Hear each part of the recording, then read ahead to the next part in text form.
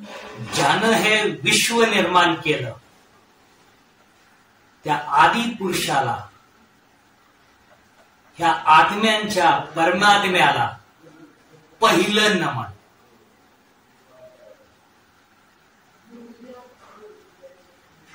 गुरुर्ब्रह्मा गुरुर्विष्णू गुरुर्देव महेश्वर, गुरु साक्षात परब्रह्म तस्मै श्री गुरुवे नमः. गुरुवे नमः. गुरुवे नमः. गुरु गुरु म्हणलं, गुरूंचं कार्य वर्णू शकत नाही. गुरु आपल्याला ह्या संसाराच्या दुःखातनं बाहेर काढतात, त्याचप्रमाणे या भवसागरातनं सुद्धा आपल्याला बाहेर काढतात. सुखाचा संसार कसा करायचा, अध्यात्म करत असताना ती आध्यात्मिक प्रगती कशी साधायची ते बाहेर काढतात ते गुरु. असे स्वयंभू भगवंत परब्रह्म ब्रह्मांड नायक ज्यांना म्हटलं जातं ते गुरु रूपामध्ये आले. ते स्वामी, या तिन्ही जगाचे विश्वाचे स्वामी आणि सर्व करण्यासाठी समर्थ आहेत म्हणून स्वामी समर्थ असं त्यांना म्हटलं गेलं. आपण आज त्यांचं जीवन चरित्र पाहणार आहोत. जीवन चरित्र पाहत असताना त्यांचं जीवन एक महायज्ञ आहे. याच्यामधनं आपल्याला भरपूर शिकण्यासारखं असतं. आपल्याला जे संकट आलेले असतात, जीवन जगत असताना जे प्रश्न पडलेले असतात, त्या सर्व प्रश्नाचं उत्तर आपल्याला या जीवन कार्यामधनं भेटत असत. म्हणून हे जीवन चरित्र पाहायचं. त्या भगवंताचा संदेश त्याच्यामध्ये आपल्यासाठी असतो. म्हणून त्यांचं जीवन चरित्र ऐकल्यानं संसारामध्ये जे प्रश्न पडलेले आहेत तेही सुटतात आणि ह्या लोकांमधनं आपण आपली सुटका सहज करून घेतो त्या भगवंताच्या कृपेने. म्हणून हे जीवन चरित्र आपल्यासाठी फार अनमोल आहे.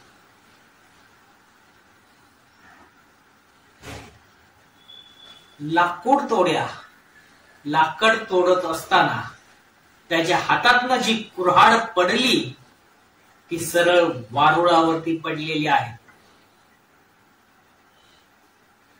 आणि त्या वारुळामधनं साक्षात परब्रह्म साकार झालेला आहे. तेज पुंज रूप, ते शक्तिशाली सामर्थ्य त्या वारुळातनं निघालं. इथेच आपल्याला पहिला संदेश भेटतो की ह्या मृत्यू लोकांमध्ये मुंग्याचं वारुळ जसं स्वामी प्रकटले वारुळामधनं, तसं हा संसार म्हणजे वारुळ आहे. वारुळ आपल्या अंगावरती चढलेलं वारुळ आहे, त्याच्यामध्ये आपण आहोत.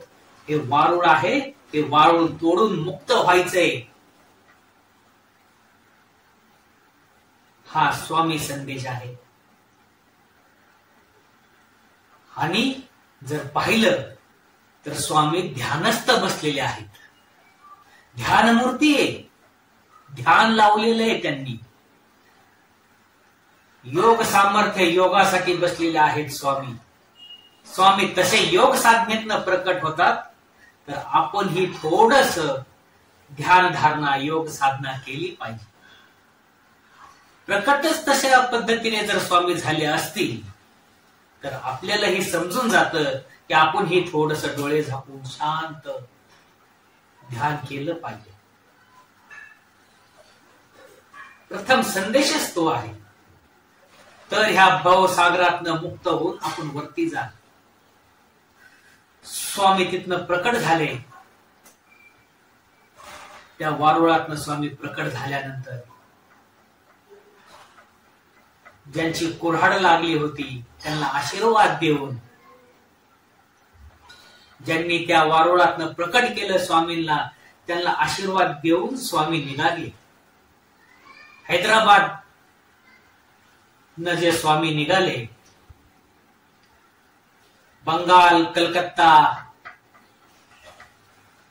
बद्रीश्वर, केदारनाथ, गंगोत्री, यमुनोत्री असा त्यांचा प्रवास आहे.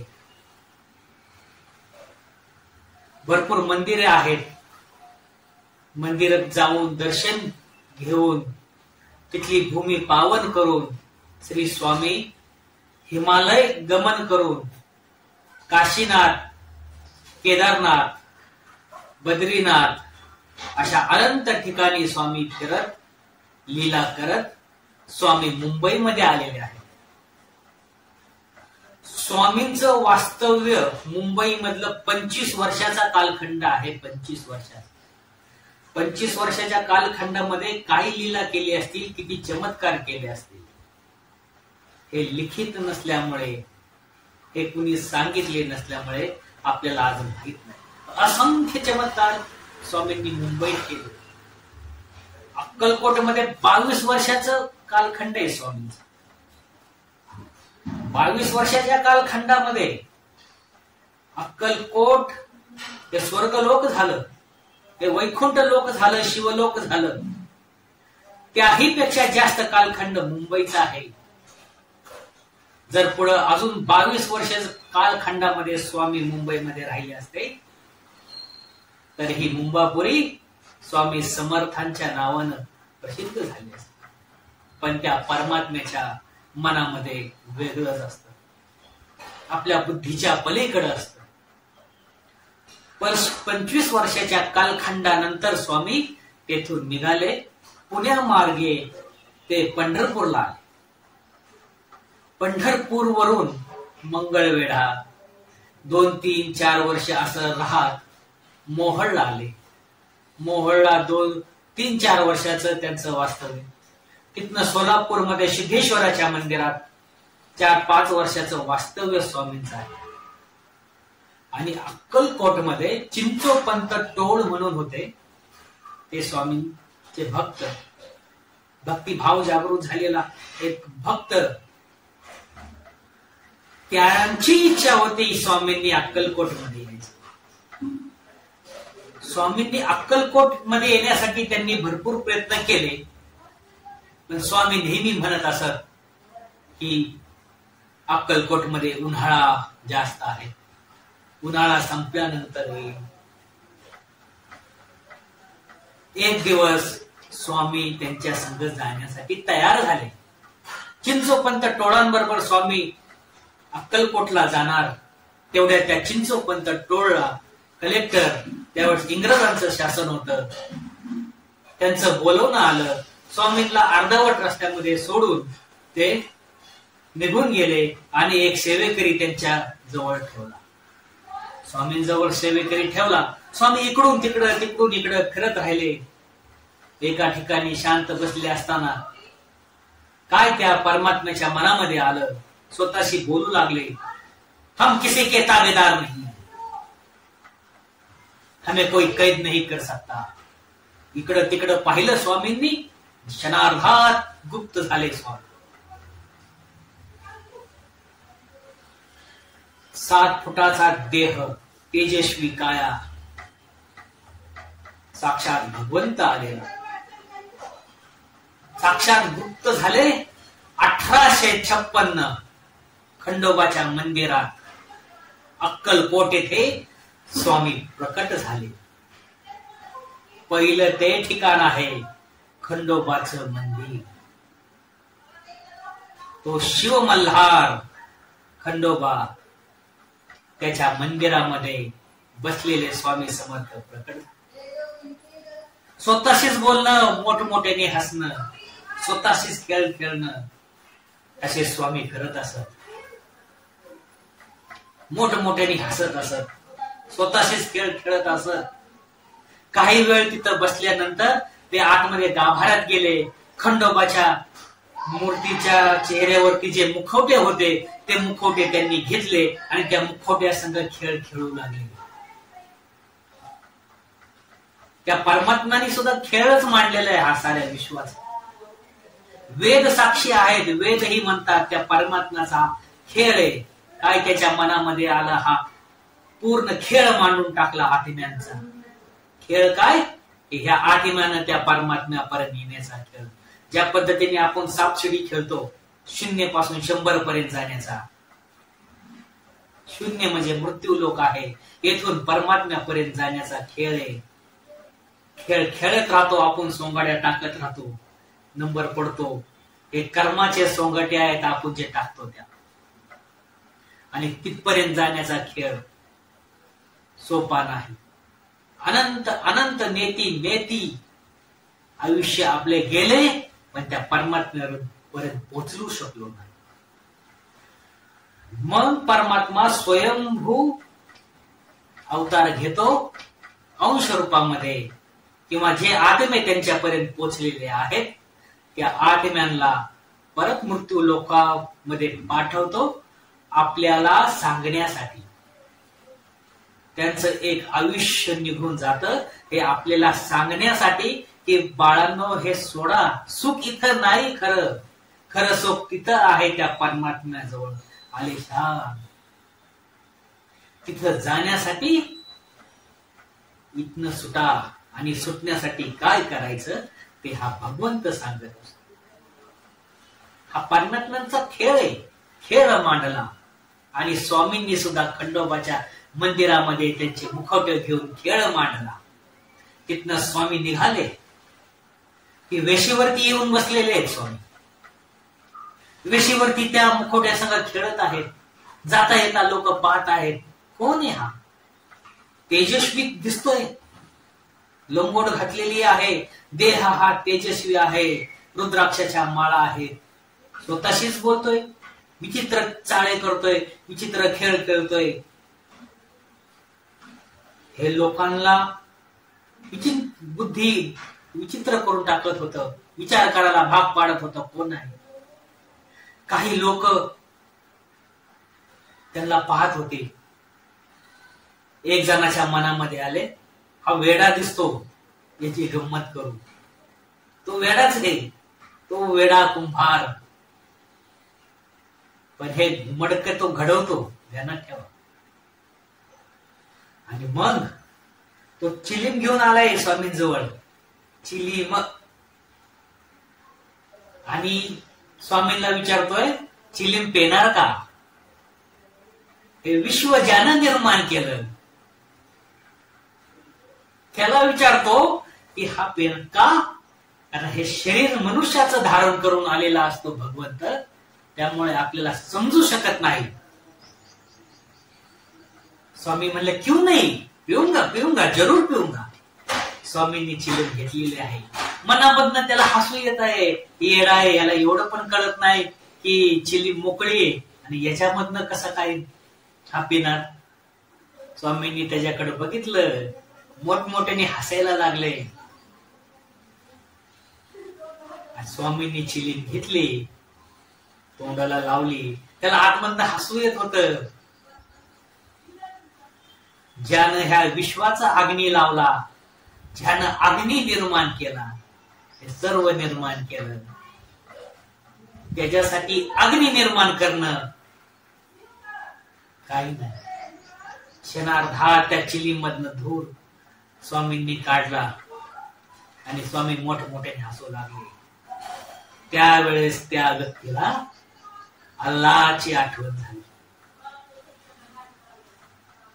अल्लाह, गॉड, परब्रह्म. सर्वजण वरतीच पाहतात. अल्लाह वर, गॉड वर, परब्रह्म वरती. सगळ्यांचा स्वामी जर तिथंच आहे, मनुष्य रूप जर धारण करून तो परमात्मा आला आपल्यासारखा येऊ शकत नाही,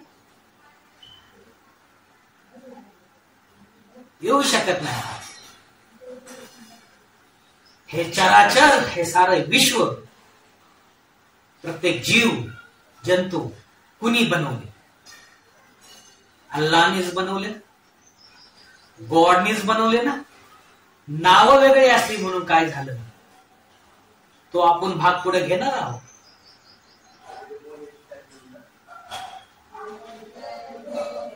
त्यावेळेस त्याला जाणीव झाली की स्वयंभू भगवंत अवतारी आलेले आहेत. आणि मग त्या व्यक्तीनं जाऊन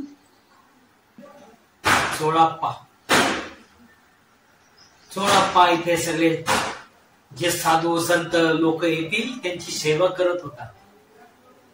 बघा, स्वामी समर्थ कुणाच्या घरी आलेले आहेत? जो सर्वांची सेवा करत आहे, अन्नदान करत आहे, ज्याच्यामध्ये ते भक्तिभाव जागृत झालेला आहे. तिथं पहिलं अन्न खाल्लेलं आहे स्वामी समर्थांनी. असा भाव जागृत राहणं, याच्यातनं हा संदेश दिला जातो, ज्याच्या हृदयामध्ये हा अन्नदानाचा, ह्या लोकांची सेवा करण्याचा, पुण्य कर्म करण्याचा ज्यांच्यामध्ये भाव आहे, एक ना एक दिवस त्याच्या जीवनाचं सार्थक झाल्याशिवाय राहणार नाही. भगवंत तेथे आल्याशिवाय राहणार नाही. आपण जर करत असू, भुकेल्याला अन्न देत असू, तर काय सांगावं? कधी परब्रह्म येऊन आपल्या हातचं अन्न खाऊन निघून जात असेल, त्याचं फळ मृत्यू नंतर आपल्याला भेटत असेल.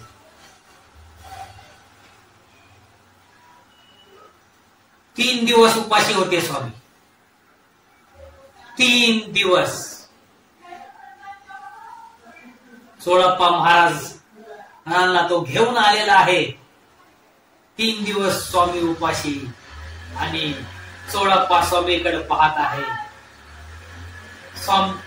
स्वामींची देह तेजस्वी काया, अप्रतिम तेज, ज्यानं सूर्य निर्माण केला असं तेजस्वी शरीर, ते तिथं खेळ मांडला, खेळत बसलो होतं.